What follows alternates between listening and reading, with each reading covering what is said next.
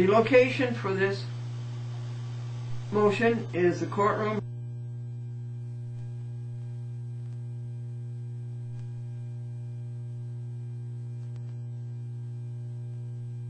Sought is stated in the title. The legal basis is stated in the title. The grounds are Eric Press will serve the complaint 560 pages on August the 23rd, 2007, and was given 30 days to waive the cost of serving a summons.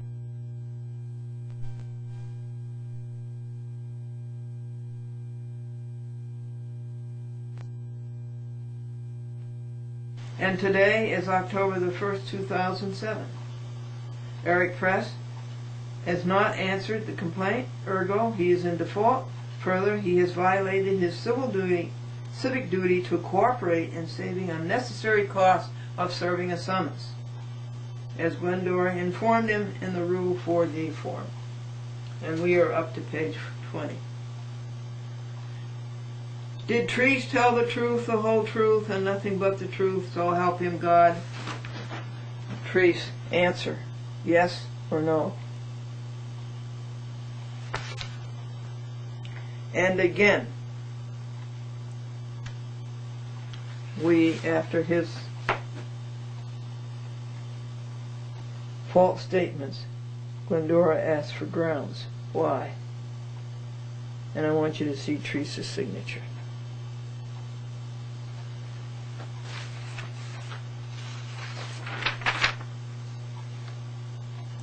Press had a civic duty to waive the cost of serving a summons. He failed his civic duty, along with 50 others' civic duties. Further, Press admitted in his own hand that he had been served.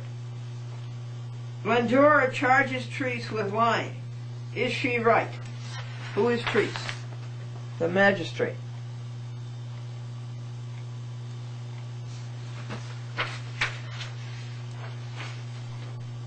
Treese committed fraud on the court, on the public, on you, and on Glendora by faking an order, quote unquote, when he had no consent in writing by Glendora accepting him. Yes or no, Treese? Yes or no?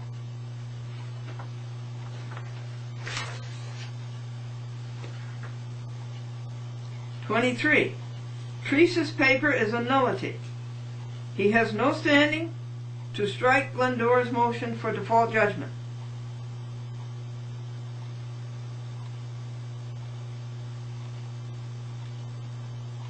By Title 28 of the United States Code, Section 636, Glendora did not consent in writing. Yes or no? Three people have to answer these questions. The United States District Judge, Norman A. Mordue, M-O-R-D-U-E. The United States Magistrate Judge, Randolph Treese. And the Clerk of the Court, Behrman, B-A-E-R-M-A-N. The motion stands before the court and should have been adjudicated, pronounced, and decided judicially.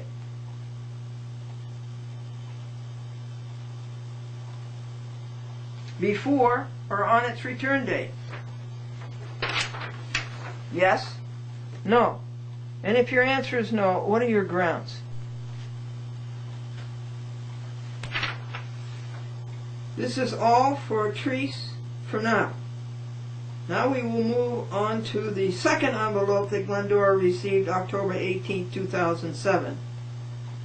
Clerk Lawrence K. Behrman. We're on page 23.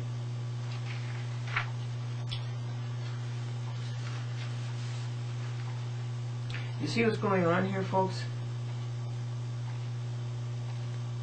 If they admit yes, then they've admitted that they violated the laws.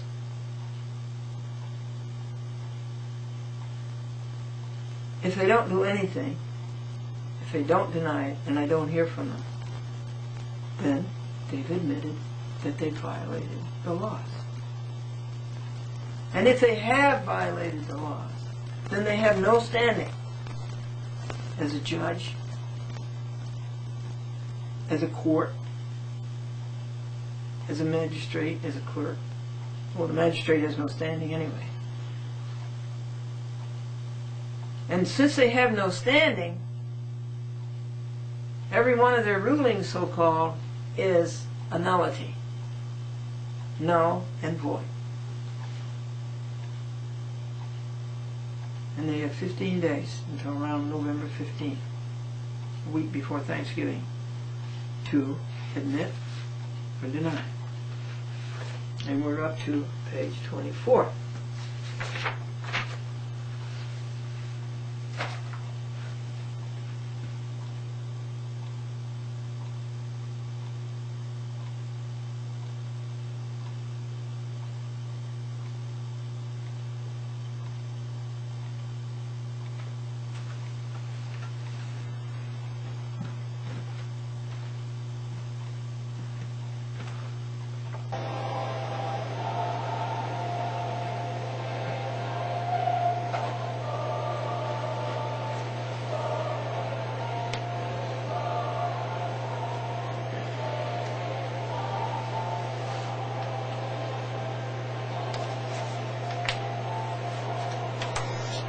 Nothing like it.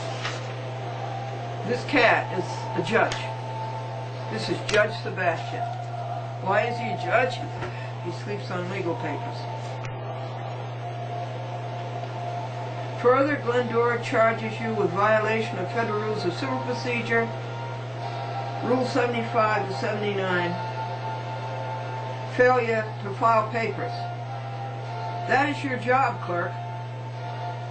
That is what we pay you, circa $70,000 a year. Federal clerks might even get more than that.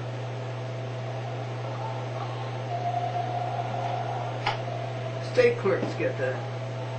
State law clerks, so-called. State lawless clerks.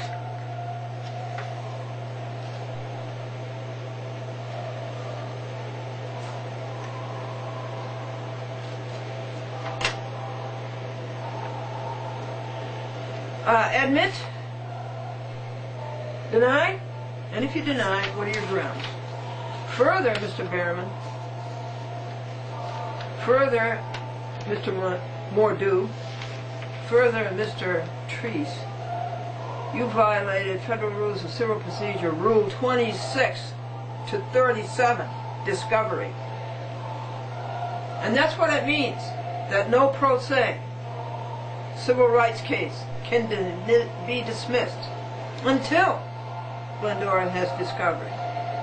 Until Glendora can set forth the facts that prove her case.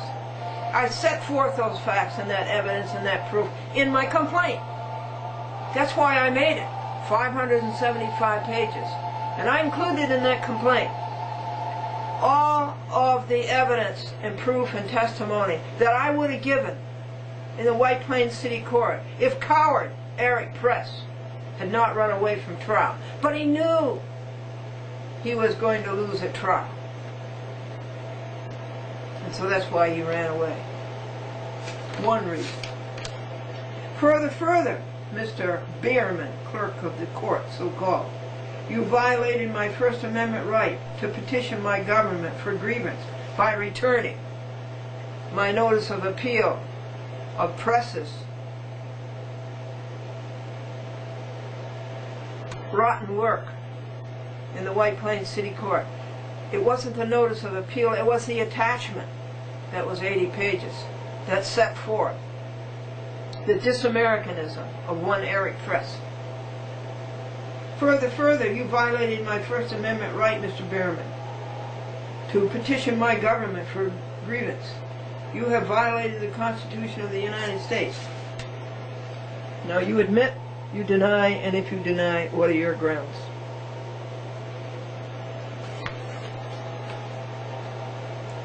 Going backwards instead of forward, You have violated Glendora's rights guaranteed by the New York State Constitution. Page 25.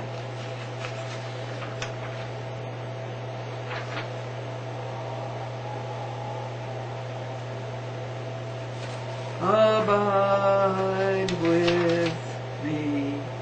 Yes or no? Grounds. You have violated Glendora's due process of law.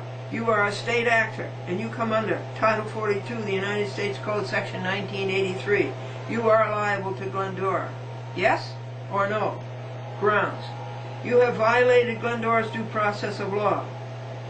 You have perjured your oath. You have disqualified yourself.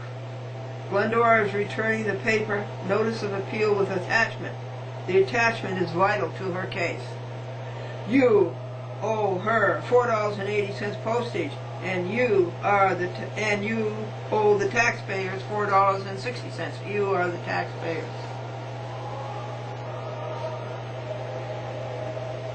Glendora did not file her case in Syracuse.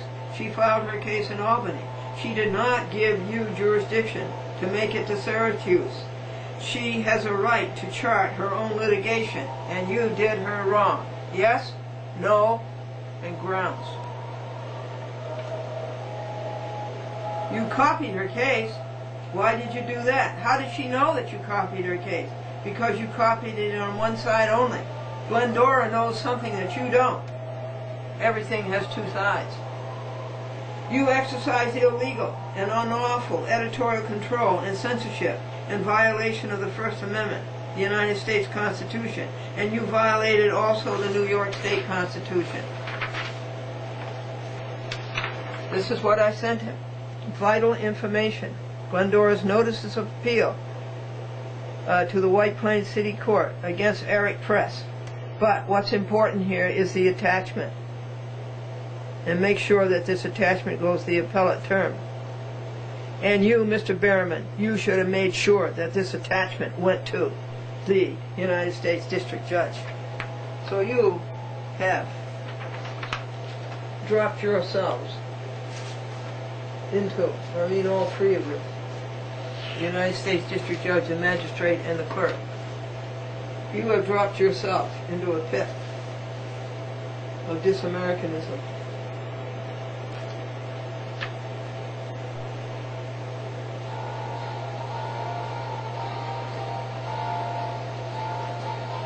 Glendora demands you return her $350. I paid $350 to file this case in the District Court of the United States, and you return that $350. This is consumer fraud. You are advertised as a court. You are not. And you're advertised as a clerk, and you are not. And you're advertised as giving justice. You don't. This is false advertising, consumer fraud. I want my $350 back. Admit, deny, and give your grounds. You know, one United States District Judge did return my filing fee. In those days it was only $250. It's not worth 2 cents, let me tell you. See, that says specifically, to Glendora's assigned United States District Judge, District Court of the United States, 445 Broadway, Albany, New York.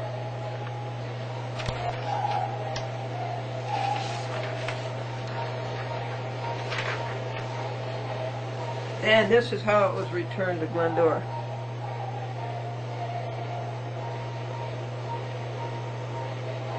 And I think it says Syracuse.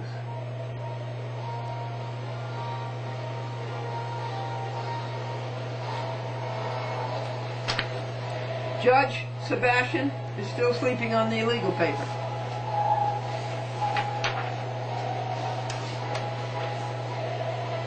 For now, this is all for Lawrence K. Berriman, clerk, so-called. Fraud on the people.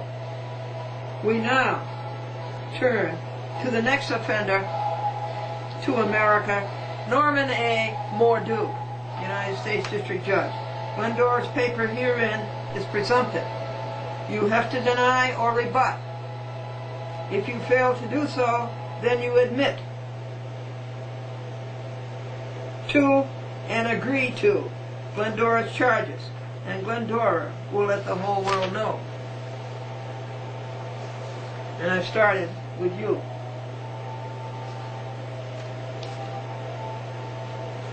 Here's the envelope, the third envelope, and this is from the United States District Judge.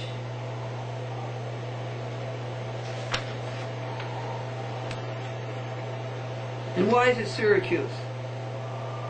Please explain.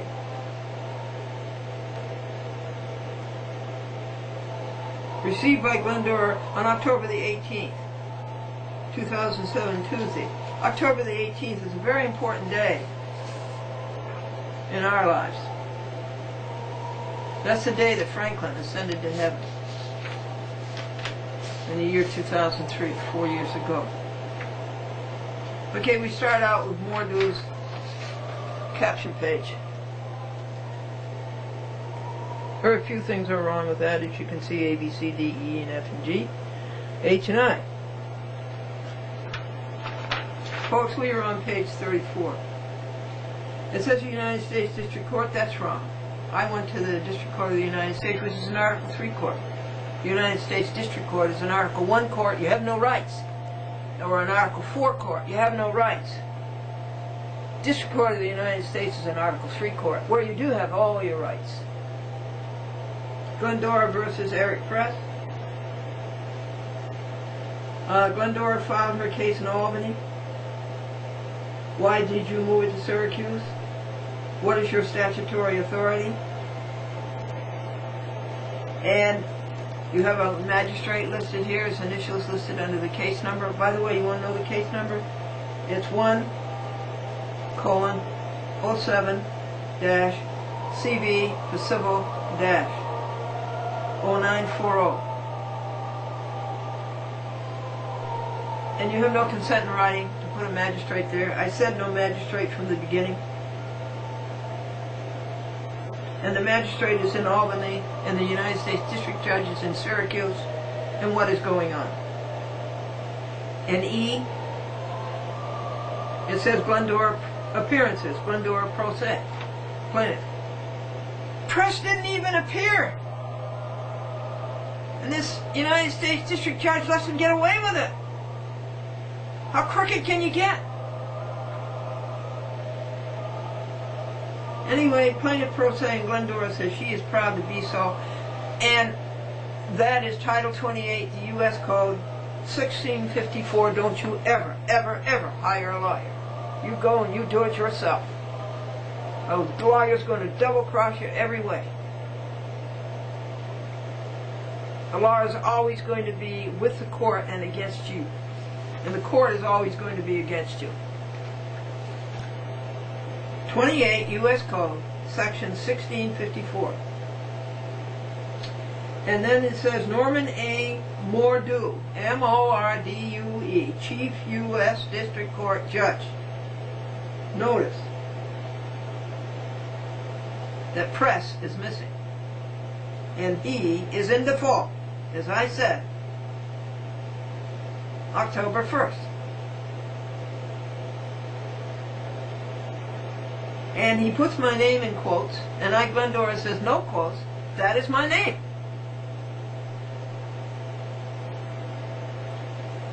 The clerk has forwarded to the court.